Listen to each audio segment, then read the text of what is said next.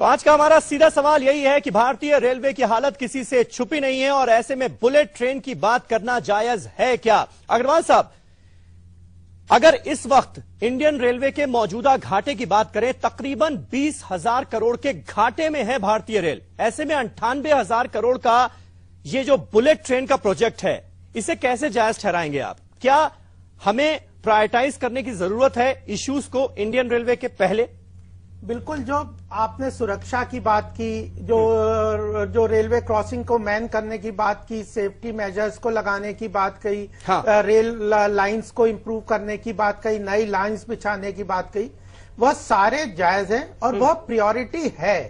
उनके लिए प्रायोरिटी कैसे करते हैं? आपके पास एक्सपेंडिचर होना चाहिए और वह बजट में, रेलवे बजट में इनकॉर्पोरेटेड है। अगर वो 65,000 करोड़ का वो बजट है। अग्रवाल साहब, बीजेपी की सरकार बने 18-19 महीने हो चुके हैं, आप शायद ये भूल रहे हैं। नहीं, भूल नहीं रहे, हम कह रहे हैं कि वह सारी प्रायोरिटी बजट में इनकॉर्पोरेटेड है, उनको करेंगे। और अगर वर्तमान स्थिति खराब है अग्रवाल साहब, सवाल तो यही है कि कब करेंगे? नहीं, 25,000 लोगों की जान चली गई, फिर भी रेल हादसे में आपकी सरकार बनने के सवाल बाद करना चाहते हैं समीर जी, 20,000 करोड़ के घाटे में है इंडियन रेलवे और आप बुलेट ट्रेन का सपना दिखा रहे हैं। नहीं, वो मैं यही कहना चाह रहा हूं कि यह जो चीजें हैं, इसका बुलेट ट्रेन से सारा सीधा संबंध नहीं है, क्योंकि यह रेलवे मतलब ये चीजें अपने जैसे चल रही है वैसे चलती रहेंगी। समीर जी, ये वाला पैसा बुलेट ट्रेन में नहीं लगाया जा रहा, पहली बात। दूसरी बात, अगर ये वर्तमान स्थिति दयनीय है तो यह 65 साल से कांग्रेस को क्यों नहीं समझ आए, उन्होंने क्यों नहीं किया? अग्रवाल साहब, लेकिन बीजेपी तो बड़े बड़े वादे करके आई थी ना सत्ता में। वो तो हम कर रहे हैं। 18 महीने में आपने क्या किया? हालात तो जस के तस हैं। आप ये देखिए रेलवे में कितनी चीजें नए कर रहे हैं और उसके लिए आगे रास्ते में आपको टेक्नोलॉजी चाहिए, पैसा चाहिए, आपको एफडीआई चाहिए। आपको अगर पैसा चाहिए इन सब काम के लिए तो आप अपनी टर्म्स में तो सारा पैसा ले नहीं सकते ना। हाँ। आज हम कहें कि हमारे जो 15,000 जो रेलवे क्रॉसिंग अनमैन्ड है, उनको क्रॉसिंग लगाने के लिए आज कोई पैसा दे दे, चीन, जापान, अमेरिका, कोई दे देगा क्या? वह तो हमें अपने डोमेस्टिक रिसोर्सेज से करना पड़ेगा, वह अपने आर्थिक विकास के थ्रू करना पड़ेगा, हमारे डोमेस्टिक बजट के थ्रू करना पड़ेगा। तो वह उसकी एक लिमिटेशन है, उसके हिसाब से उनको करेंगे। पूनावाला साहब, उसकी प्रायोरिटी को क्या आपको लगता है कि एफडीआई के जरिए पहले जो मौजूदा इंडियन रेलवे है उसकी हालत हम सुधार लेते हैं, उसके बाद बुलेट ट्रेन के बाद बारे में? एफडीआई कौन दे रहा है उसमें? बताए ना, हम किसी को मना थोड़ी कर रहे हैं। अगर कोई इसके लिए एफडीआई करने के लिए तैयार है और वह इस चीज में इन्वेस्टमेंट करने के लिए तैयार है तो यह काउंटर नहीं है। आप पूनावाला साहब, ये दोनों चीजें बीजेपी का ये कहना है कि भाई बुलेट ट्रेन के लिए इन्वेस्टमेंट मिल रहा था, हमने कर लिया, हम डेवलपमेंट कर रहे हैं, बुलेट ट्रेन देश में चलाएंगे और उसका फायदा होगा देश के आर्थिक विकास में, देश के आर्थिक विकास में उसका फायदा होगा, इसलिए कर रहे हैं। कोई ये नहीं कर रहे। समझ गया मैं आपकी बात। पूनावाला साहब, मुझे अरे बीजेपी, थैंक यू, मुझे हंसी आ रही है मेरे बीजेपी के मित्र की बात सुनकर। अब उनकी बात को हम ले लेते, इस पे आगे चलते। हाँ। ये कहते हैं कि जापान जो है ये पैसा हमें लोन दे रहा है। हाँ। तो मैं बताता हूं बुलेट ट्रेन में वो पार्टनरशिप क्यों नहीं करता है, हमसे लोन क्यों ले रहा है, पहली बात जॉइंट वेंचर क्यों नहीं कर रहा। अब वो कहते हैं निवेश कर रहा है, एफडीआई आ रहा। तो आपके इतने अच्छे ताल्लुकात थे जापान से, जो मनमोहन सिंह जी ने चालू किए, लेकिन आज चलो मोदी साहब के ताल्लुकात है, तो वो पैसा, वो निवेश आप इंडियन रेलवेज में कर दीजिए। इंडियन रेलवेज के पास, आपको बता दो क्योंकि आपके पास रेलवे के एक वरिष्ठ अधिकारी भी बैठे हुए हैं, इंडियन रेलवेज के पास इतनी जमीन है, इसका रियल एस्टेट वैल्यू इतना हाई, उसके अगेंस्ट आप जापान से निवेश करवा दीजिए, वहां पे लोन लीजिए। आज जान जा रही है, आप 10 साल बाद की बात करें बुलेट ट्रेन की, सबसे पहली बात। दूसरी बात, हम आप वापस आते हैं बुलेट ट्रेन पर। यह बता दे मुझे कि ट्रांसफर ऑफ टेक्नोलॉजी का अग्रीमेंट कब और कहां किया है मोदी साहब ने? सिर्फ कहना, जुमला देना और एक्चुअली पेपर पे होना, यह अग्रीमेंट नहीं हुआ है। जापान लोन दे रही है और बुलेट ट्रेन इंडिया में बना रही है। ट्रांसफर ऑफ टेक्नोलॉजी का अग्रीमेंट आज तक साइन नहीं हुआ। मैं आपके चैनल पे कल फिर आ जाऊंगा अगर ये लोग अग्रीमेंट प्रोड्यूस करें। आप बताइए, बुलेट ट्रेन का हो गया साइन? एग्रीमेंट नहीं है। आपने बुलेट ट्रेन का एग्रीमेंट देख लिया? उसमें कहीं लिखा हुआ है क्या कि ट्रांसफर ऑफ टेक्नोलॉजी नहीं करेंगे हम? नहीं अग्रवाल साहब, नहीं तो इन्होंने बुलेट ट्रेन का जी, अग्रवाल साहब का ये कहना है कि इंडियन रेलवे के इन्वेस्टमेंट नहीं मिल रहा था अभी, को बोलेंगे ट्रांसफर ऑफ टेक्नोलॉजी नहीं मिल रहा था, जिसके लिए मिल रहा था उन्होंने ले लिया। नहीं, और ट्रांसफर ऑफ टेक्नोलॉजी नहीं करेंगे, ये कहाँ का है? अग्रीमेंट में ना होना का मतलब है कि नहीं हो रहा है। इसका मतलब ये इम्प्लीमेंट नहीं होता कि ये हो रहा है। कहाँ कह रहे हैं आप? प्लीज ये आप अपने हवाई बातें कर रहे हो। तीसरी बात तो आप उन्होंने खुद साबित कर दिया कि ये एग्रीमेंट नहीं हुआ हो रहा है नहीं, ट्रांसफर ऑफ एग्रीमेंट के क्लॉज आपको पता चल गए। बात पे हाँ एग्रीमेंट हुआ नहीं, एग्रीमेंट के ठीक है, क्लॉज पता चल गए। सुन लीजिए, बात पूरी हो एग्रीमेंट के जाए। क्लॉज जो हो रहे उस पे मैं अगर एग्रीमेंट नहीं हुआ है, अगर ये एग्रीमेंट के क्लॉज मुझे नहीं पता चले, हाँ। तो आप क्यों पब्लिक डोमेन में सारे टर्म्स लेकर आके उस पर पब्लिक डिबेट नहीं करा रहे? वही तो मेरा फर्स्ट पॉइंट था। आप क्यों? इसकी वजह यह है कि डिबेट हम तो करवा रहे 37,000 हैं। करोड़ से आज 1 लाख करोड़ इसकी कीमत हो गई है। इसीलिए अब मेरे दोस्त ने एक बहुत अच्छी बात की कि जो बुलेट ट्रेन है इससे जो है टाइम घटता है तो लोग शहर के बाहर जाते हैं। इसमें टेक्निकल प्रॉब्लम है। शहर के बाहर लोग कब जाएंगे? शहर के बाहर लोग तब जाएंगे जब आपके पास लास्ट माइल कनेक्टिविटी हो। जब आप जापान का उदाहरण देते हो, जब आप फ्रांस का उदाहरण देते हो, जब आप जर्मनी का उदाहरण देते हो, क्योंकि इन देशों में मैं घूम चुका हूं। आप बुलेट ट्रेन से उठो, वहां पे आपको फीडर सर्विस मिलती है, फीडर सर्विस से आपको मेट्रो मिलती है, मेट्रो से आप जाते हो आपको टैक्सी मिलती है या कैब मिलती है, आपके घर तक आपको पब्लिक ट्रांसपोर्ट मिलता है। तब जाके बुलेट ट्रेन इफेक्टिव होता है। आपकी बुलेट ट्रेन 1 लाख करोड़ में मुंबई अहमदाबाद की कीमत होगी 7,000 रुपए, 10,000 छोड़ दो। समझ गया वो मैं। प्लेन की कीमत की टिकट है। नहीं, इस सोच से तो आप गोपाल जी बुलेट ट्रेन का सपना दिखाकर इस प्रोजेक्शन को डेवलप नहीं किया। आज तक प्रोजेक्शन को लोगों के सामने रखकर उसका फायदा उठाने की कोशिश की जा रही है क्या? जो निवेश है, जो मूलभूत सुविधाएं हैं उनकी तरफ हम ध्यान नहीं दे रहे, जो बुलेट ट्रेन आने के बाद भी जरूरी होंगी शायद। नहीं, देखिए गोपाल जी, सॉरी एक बात नहीं, आपको देखिए, बताऊं। हाँ। एक मिनट लड़को साहब, ये बात यह है कि डेवलप होनी चाहिए। देखिए तहसीन साहब जो बात कह रहे हैं वो उससे मैं जुदा बात करना चाहता हूँ। आप अगर आज कोई ये नहीं कह सकता है कि भारतीय रेल डेवलप होने का प्रयास नहीं कर रही है। हाँ। भारतीय रेल अपने सीमित संसाधनों में जिस तरीके से डेवलप हो रही है और जो सेवाएं संभव है वो देने का काम कर रही है, वो अपनी जगह पे पूरे तौर पर कोशिश है उनकी जी। हमें जितना डेवलप हो जाना चाहिए हम उतना नहीं हो पाए हैं, उसके अपने कारण है। मैं उस पर अभी चर्चा नहीं करूंगा क्योंकि आपका विषय जो है वो थोड़ा उससे अलग है। जी जी। लेकिन मैं आपको एक बात कहना चाहता हूं कि आज की तारीख में जो प्रॉब्लम है वो ये है कि देश एक स्लो डाउन की तरफ जा रहा है। हमारे पास में इंजन है, हमारे पास में जो है वो बहुत अच्छे किस्म के बाक्सन वैगन्स हैं, अवेलेबल हैं, लेकिन हमको ढोने के लिए सामान नहीं है। क्योंकि कोयला है खदानों में, लेकिन पावर हाउस कह रहे हैं कि हमको कोयला चाहिए नहीं, इसलिए उनको जो पावर सप्लाई करनी है वहां पर जो है उत्पादन नहीं हो रहा है। हाँ। तो देश एक स्लो डाउन की तरफ है। हमें पूरी ताकत लगा करके ये जो स्लो डाउन है इसको ऊपर उठाने का काम करना चाहिए। अभी जो आपने बात कही कि रेलवे घाटे में जा रही है, रेलवे घाटे में अपने आप थोड़ी जा रही है। हाँ। लोग तैयार हैं, काम करने वाले लोग हैं। हाँ। रेलवे में आप अभी बाहर के लोगों की मरने की बात कर रहे हैं, मैं आपको कह रहा हूं कि हर साल 700-800 जो हमारा रेल कर्मचारी है वो अपनी शहादत देने का काम करता है भारतीय रेल के ट्रैक पर। इतनी मतलब विषम परिस्थितियों में लोग अग्निहोत्री साहब, ऐसे में जरूरत किस बात की थी? ऐसा है कि जो इकोनॉमिक्स की बात हो रही है बुलेट ट्रेन की, उसमें मुझको एक ये कहना है कि एक्चुअली 2 किस्म के इकोनॉमिक्स होते हैं जी। एक होते हैं फाइनेंशियल, एक होते हैं इकोनॉमिक। और इकोनॉमिक एडवांटेज गवर्नमेंट को होता है, कंट्री को होता है, और फाइनेंशियल तो किसी लाला जी को होता है। तो ये काम में इकोनॉमिक एडवांटेज बहुत ज्यादा है। आज जो हम कह रहे हैं प्रदूषण की बात, तो बुलेट ट्रेन 0 प्रदूषण करती है, बिजली से चलती है, इसमें एक भी कोयले का पार्टिकल नहीं निकलता, कोई सस्पेंडेड मैटर नहीं निकलता, और इसमें आदमी का टाइम बचता है। जो बुलेट ट्रेन में आदमी चलेगा उस टाइम पर वो हवाई जहाज के मुकाबले काम कर सकेगा, उसको इंटरनेट कनेक्टिविटी कंटिन्यूअस मिलेगी। तो जो इसकी वहां पे बहुत इज्जत है बाहर कंट्रीज में, हाँ। जापान में या यूरोप में, वो इसलिए है कि आदमी के टाइम की बहुत कीमत हो गई है। अगर वो 2 घंटे भी ट्रेन में चल रहा है तो वो बेकार नहीं बैठना चाहता है। और एरोप्लेन में आप बैठेंगे तो आपका सेल फोन भी बंद कर दिया जाता है, तो वो टाइम की वैल्यू भी लगाई जाती है।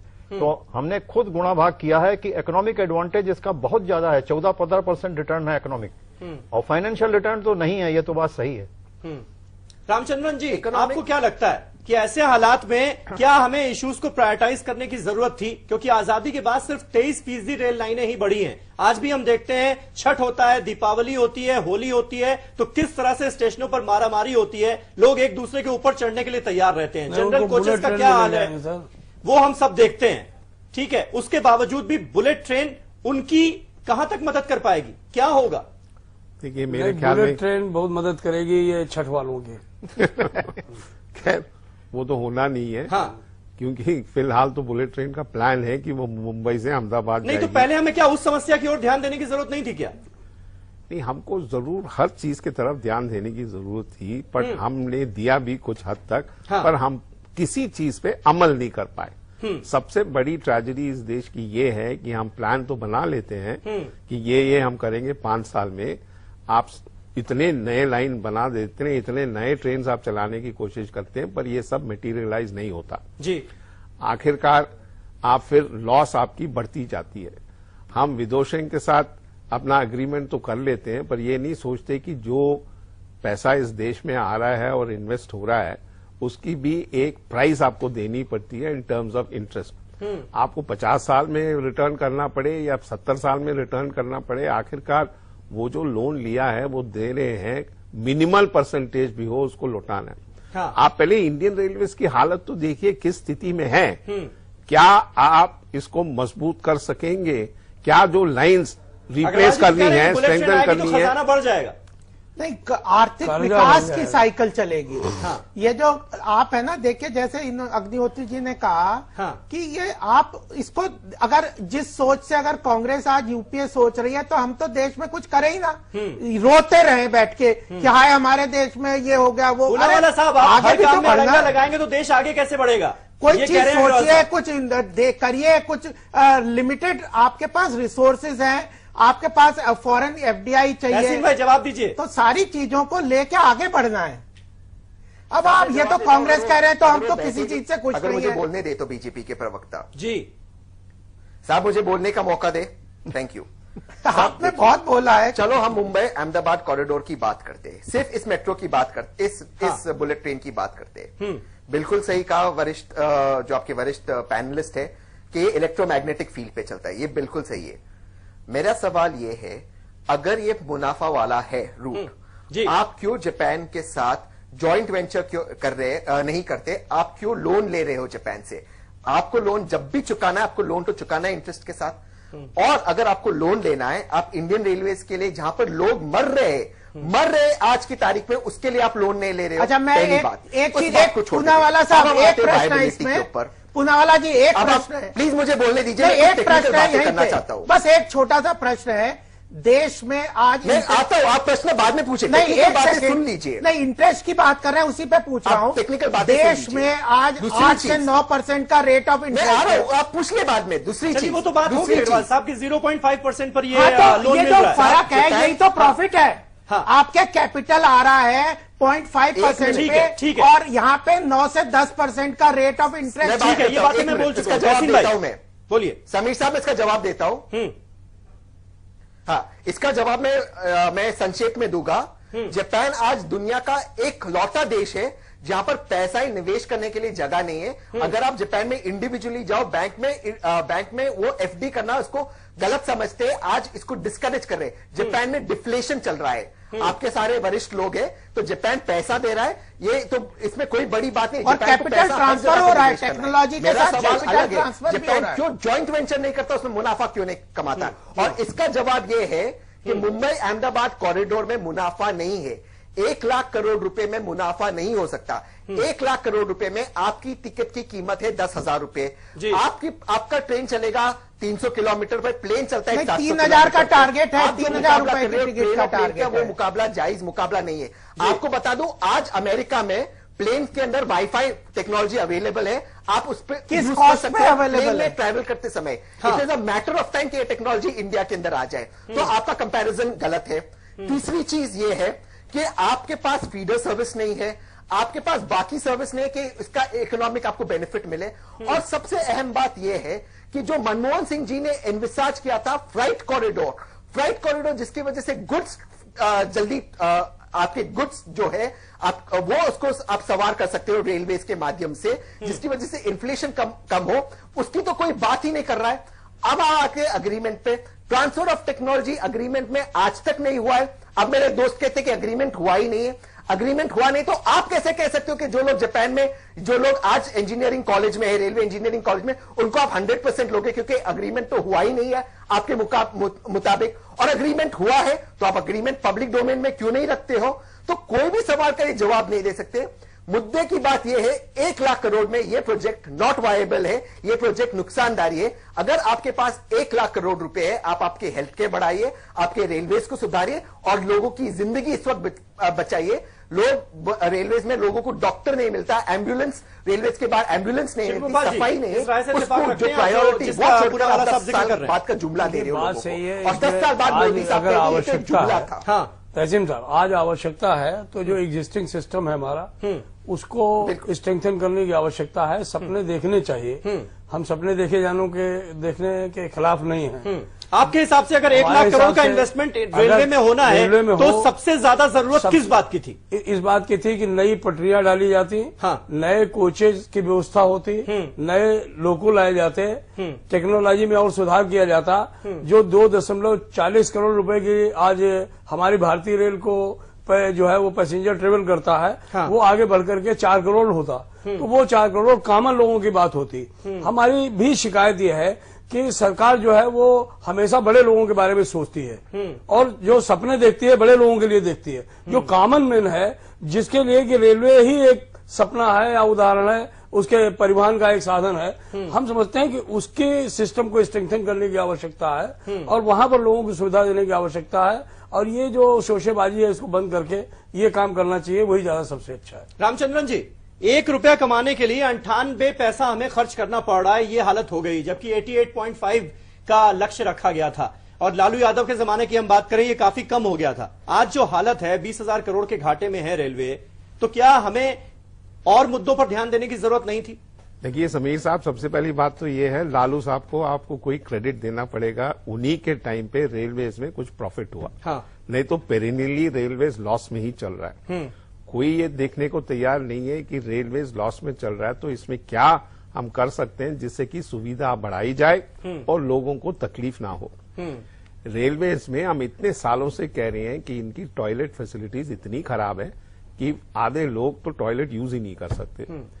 खैर, मैं अब उस पर ज्यादा डीप नहीं जाना चाहता, बट आखिरकार मैं बिल्कुल सहमत हूं आपसे जब आप कहते हैं, रेलवेज को जानते हैं आप अच्छी तरह, आप खुद ही कह रहे हैं कि एग्जिस्टिंग फैसिलिटीज जो हैं उनको स्ट्रेंथन कीजिए, नए लाइंस डालिए, उनको मजबूत करिए और बाकी जो टेक्नोलॉजी आपके पास नहीं आएगी तो पूरा सिस्टम को आपको बदलना पड़ेगा, क्योंकि कई जगह ये आउटडेटेड हो गई है जी। मैल फंक्शनिंग जो इलेक्ट्रॉनिक सिस्टम्स में हो रही है, उसके वजह से भी आपकी एक्सीडेंट्स बढ़ रही है रेलवेज में। हमारा रेलवेज कोई छोटा मोटा सिस्टम नहीं है, एक बहुत बड़ा सिस्टम है। अगर ये सुविधा ना हो तो मेरे ख्याल में गरीब लोग एक जगह से दूसरे जगह जा ही नहीं सकते। अपने गांव से दूसरे गांव जाना भी कोई आसान काम तो नहीं है इस देश में। तो बेसिक फैसिलिटीज हम सबका मानना है कि गरीब लोगों के लिए है। अगर आप उस तरफ अपना तवज्जो नहीं दे सकते तो ये बुलेट ट्रेन लाना वगैरह ये सब। अग्रवाल साहब, जवाब दीजिए इस बात का। 70% लोग इस देश के गांवों में रहते हैं, गरीबों की क्या हालत है, किस तरह से वो ट्रेन में सफर कर रहे हैं, आप बहुत अच्छी तरह से जानते होंगे। उसके बावजूद भी मुंबई और अहमदाबाद के बीच में जो बिजनेसमैन बुलेट ट्रेन में सफर करेंगे, उन पर आपका ध्यान है। ऐसे में जब विपक्ष आपके ऊपर आरोप लगाता है कि भाई आप अमीरों की सरकार है, ये गरीबों की सरकार नहीं है, तो फिर कैसे उसका जवाब देंगे आप, कैसे काउंटर करेंगे? देखिए, मैं स्पष्ट बता दूं कि जो भी प्रायोरिटी यहाँ पे आपने लिस्ट की है वह सब जरूरी है और उसके लिए सरकार ने जो अपने रिसोर्सेज के हिसाब से बजट भी बनाया है। आपने खुद ही कहा कि 65,000 करोड़ का बजट है। अब प्रश्न ये आता है कि क्या वो 65,000 करोड़ को उन सुविधाओं को अपग्रेड करने में लगाने की बजाय क्या उससे बुलेट ट्रेन बना रहे? नहीं, वो 65,000 करोड़ जो देश की अपनी रिसोर्सेज है, जो अपनी क्षमता है, उनसे उन्हीं चीजों को अपग्रेड करेंगे। उसमें सेफ्टी भी करेंगे, उसमें रेलवे लाइन भी ठीक करेंगे, उसमें सुविधाओं को भी अपग्रेड करेंगे। वह 65,000 करोड़ का जो बजट है, जो उसमें भी आप कह रहे हो कि 20,000 करोड़ का लॉस है, तो उस सबको भी लेके उन चीजों को वही करेंगे। यह जो प्रोजेक्ट है इसका उसके साथ डायवर्जन नहीं है, उस फंड का इसमें डायवर्जन नहीं है, या अलग से है। या 1 लाख करोड़ जापान इन्वेस्ट कर रहा है। और आपको मैंने पहले भी बताया था कि हमारे यहाँ से एवरेज 9 से 10% से लेकर 14% का रेट ऑफ इंटरेस्ट है, या पैसा हमें 0.5% पे मिल रहा है, यानी हमें 13 से 14% का रेट ऑफ इंटरेस्ट का कैपिटल ट्रांसफर में फायदा हो रहा है। जैसे टेक्नोलॉजी ट्रांसफर होती है वैसे कैपिटल ट्रांसफर होता है। इससे देश की आर्थिक देश के आम आदमी को, देश के गरीब आदमी को, जो कि स्लीपर क्लास में चलता है, जनरल कोच में चलता है, उसको कैसे समझाएंगे ये मुनाफा? नहीं समझाना क्या, आम आदमी को रोजगार, वो तो रोज दिक्कतें झेल रहा है ना। नौकरी चाहिए, उसको शिक्षा चाहिए, उसको ऐसी शिक्षा चाहिए जिससे उसको रोजगार मिल सके, उसको यह सारी सुविधाएं इन चीजों में निहित है, यह काउंटर नहीं है। आप तो बार बार कहना चाह रहे हैं कि देश की रेलवे को फायदा नहीं होगा। शिक्षा और स्वास्थ्य ये तो दोनों बेच दिया देश में। कहाँ पे बेच दिया? जिसके बेच दिया, जो जिसके पास, सुनिए ना मेरी बात सुनिए प्लीज, सुनिए अग्रवाल साहब मेरी बात सुनिए, मेरी बात सुनिए। इस देश में जिसके पास पैसा होगा सिर्फ वही पढ़ सकता है। ये जिसके पास में इस देश में कांग्रेस जिसके पास कांग्रेस का हो या बीजेपी को, हम इस पर नहीं जा सकते ना। इस देश में एक ऐसी राजनीति लाई गई कि जिसने इस देश में शिक्षा को जो है वो व्यवसायीकरण कर दिया, जिसने स्वास्थ्य का व्यवसायीकरण कर दिया, अब रेलवे का भी आप व्यवसायीकरण करना चाहते हैं। ये नहीं हो सकता। रेलवे का व्यवसाय, देश में गरीब लोगों के लिए भारतीय रेल है, उसके बारे में सोचिए। मेरी आपसे विनती है, ये गरीबों की रेल है, आप इसके बारे में सोचिए। ये अमीरों के बारे में सोचने से ये देश नहीं चलने वाला। अमीरों के बारे में सोचना या गरीबों के बारे में सोचना, इस बात से नहीं। अगर आप देश में रोजगार क्रिएट कर रहे हैं, देश की आर्थिक प्रगति कर रहे हैं, कौन सा रोजगार आप क्रिएट कर रहे हैं? आपने कहा कि हम रोजगार क्रिएट करेंगे। इन 2 सालों के अंदर पहले तो लोगों को बेरोजगार करने वाली सरकार थी। आपने भी सपने दिखाए थे, उन सपनों को लोगों ने हाथों हाथ लिया कि हाँ इस देश में बहुत रोजगार आ जाएगा, लोगों को मिल जाएगा। जब से आपकी सरकार बनी है, आंकड़े बता दीजिए, रोजगार के अवसर बढ़े नहीं है, रोजगार के अवसर। अग्रवाल साहब ये बात तो मानेंगे, लोगों की जान जा रही है। 25,000 लोगों का एक साल में रेल हादसों में मरना कोई छोटी बात नहीं है, इसको आप कैसे नकार सकते हैं? बिल्कुल नहीं नकार रहे हम। उसके बावजूद भी जो हमारा सुरक्षा बजट है वो पूरे बजट का 3% है, 2200 करोड़ रुपए, और हम यहां बात कर रहे हैं 1 लाख करोड़ इन्वेस्ट करने की बुलेट ट्रेन। समझ नहीं, ये जो कर्जा चाहे 0.5% पे आए या 0.05% पे आए, कर्जा हमारे देश, अग्रवाल साहब कर्जा हमेशा कर्जा है। सुनिए ना, 4 बार, एक मिनट मेरी बात सुनिए। 4 बार प्रिंसिपल पे ये सरकार नहीं चल सकती। यावत जीवेत सुखम जीवेत ऋणम कृत्वा घृतम पीवेत, वो सिद्धांत लेकर के मत चलिए। आपको कोई काम करना है, कोई वो अगर धर्मादा काम करने वाले होते, कहते हैं हाँ ठीक भाई, हम आते हैं पैसा लगाते हैं, ठीक है। आपको 0.5% पे कर्जा मिले या 0.05% पे कर्जा मिले, कर्जा कर्जा बिल्कुल। तहसीन साहब, वो आपको करना चाह रहे हैं आप? देखिए मैं एक चीज कह दूं अग्रवाल साहब, तहसीन अगर जो एक्सपेंडिचर है, मैं सिर्फ एक ही वो अलग से है। बीजेपी के प्रवक्ता से, हाँ, बीजेपी के प्रवक्ता ये बता दे, अगर जापान इतना ही उत्सुक है निवेश करने में, वो क्यों नहीं खुद इन्वेस्ट करता? आप आपकी जमीन दीजिए, आप जॉइंट वेंचर क्यों नहीं करते? आपके पास जमीन है, उनको इन्वेस्ट करने दीजिए और मुनाफा कमाने दीजिए, और उस मुनाफे से आप हिस्सा लीजिए। आप कर्जा क्यों ले रहे हो? क्योंकि जापान ने मना कर दिया है, हमें लग रहा है मुनाफा हमें मिलेगा, हम जापान को क्यों देंगे मुनाफा? मनमोहन सिंह जी के समय ये, प्लीज आप बीच में मत बोलिए। नहीं, मुनाफा जापान को दे मनमोहन सिंह जी के अगर वो एग्रीमेंट ऐसा कर लेते। अब ये हो गया कर्जा। थोड़े गोपाल कृष्ण अग्रवाल जी को देखिए, वो कितने पॉजिटिव हैं, ऑप्टिमिस्टिक है। वो कह रहे हैं मुनाफा होगा, खजाने में इतना पैसा आएगा। कहां से होगा? और अगर हम ये एग्रीमेंट ऐसा कर लेते कि उनको इक्विटी पार्टिसिपेशन कर देते, क्यों नहीं करते जापान के साथ? अगर ये करते तब भी आप कहते। आपको तो हर चीज पे शिकायत नजर आ रही है, कोई भी काम करने नहीं देना, न पार्लियामेंट चलने देना, न रेलवे चलने देना, न जीएसटी आने देना। उसके जवाब हर चीज में आपको केवल एक चीज दिख रही है कि हमारे जो नेता है उनको कैसे बचाया जाए। भ्रष्टाचार आपने किया, देश का खजाना आपने खाली कर दिया। मतलब अरे अग्रवाल साहब, जो बुलेट ट्रेन से मुनाफा होगा उसे लगाएंगे आप इंडियन रेलवे में, हालत सुधारेंगे। देश में आर्थिक प्रगति की राह पे हम बढ़ रहे हैं और देश को आर्थिक प्रगति की तरफ ले जाएंगे। इसके लिए हम वचनबद्ध हैं, कटिबद्ध हैं। नौकरी दी क्या आपने? 15 लाख रुपए कहाँ है मेरे? 15 लाख रुपए कहाँ है मेरे, वो बताइए। जो आपने विदेशी बैंकों में जमा कर रखे हैं, जुमले देना है, मैं जुमले में भी दे सकता हूँ। ये एक अच्छा शो है, ये एक अभी तो नेशनल हेराल्ड से पता चलेगा कहाँ है आपके पैसे। जुमले पर बात करना बंद कीजिए। कहाँ है 2 करोड़ नौकरियां? आपने 2 करोड़ नौकरियां का वादा किया था कि नहीं? ये 2000 करोड़ जो आपने लिए हैं, ये 2000 करोड़ नेशनल हेराल्ड के खा गए हैं, इससे पता चलेगा। जुमले हम छोड़ दें थोड़ी देर के लिए। रामचंद्रन जी, आखिरी कमेंट आपसे। अभी जो मौजूदा हालात है, 1 घंटे की ये पूरी बहस हो गई, लबोलुआब क्या निकलता है आपके हिसाब से, और क्या होना चाहिए था, क्या हुआ है? देखिए, बड़ा सिंपल सा मसला है जी। 18 महीने आपको सरकार में हो गया बीजेपी एनडीए सरकार को। हाँ। जब बीजेपी एनडीए बाहर थी सरकार से और यूपीए की सरकार थी, तो 2013 और 2014 के बजट में भी आपने जरूर कर दिखाया कि हम इसको चलने नहीं देंगे पार्लियामेंट जी। सिर्फ आपकी मजबूरी थी कि आपने बजट पास करवाया, उसके बाद जनरल इलेक्शंस आ गए। ये मत भूलिए कि कांग्रेस ने ये जरूर कहा है कि हमने ये एग्जाम्पल सिर्फ बीजेपी से लिया। बीजेपी ने कहा कि अगर हमारी डिमांड्स आप नहीं मानोगे तो हम पार्लियामेंट चलने नहीं देंगे। इस बार भी जरूर कांग्रेस ने ये पार्लियामेंट को चलने नहीं दिया, और ये जरूर कहा उन्होंने, पर जीएसटी को अगर आप हमारी डिमांड्स मांगे, जो 3 डिमांड्स हमने रखी हैं, जिसके ऊपर एक्सपर्ट कमेटी ने अपना जवाब दिया, जी। तीनों डिमांड एक्सेप्ट की हैं। उन्होंने कहा ये अगर वापस हमारे पास लेके आते हैं, डिस्कशन करते हैं, तो इसको हम समर्थन देंगे। इसका मतलब ये नहीं है कि अगर, सबसे पहली बात तो ये है, अगर आपने कुछ गलती की तो कांग्रेस को वही गलती करना चाहिए। मैं इससे सहमत नहीं। जी, बहुत बहुत शुक्रिया। वक्त हमारे पास कम है, इसलिए इस बहस को मुझे यहीं पर खत्म करना होगा। शिव गोपाल मिश्रा जी, आपका भी और हमारे तमाम खास मेहमानों का मैं शुक्रिया अदा करना चाहूंगा। लेकिन कुल मिलाकर इस बहस का भी लबोलुआब यही निकल रहा है कि भारतीय रेलवे की हालत बहुत ज्यादा खस्ता हाल में है। उस ओर भी सरकार को ध्यान देना होगा। अगर हम देश के विकास की बात कर रहे हैं, बुलेट ट्रेन के सपने देख रहे हैं, तो कम से कम थोड़ा ध्यान हम भारतीय रेलवे की तरफ भी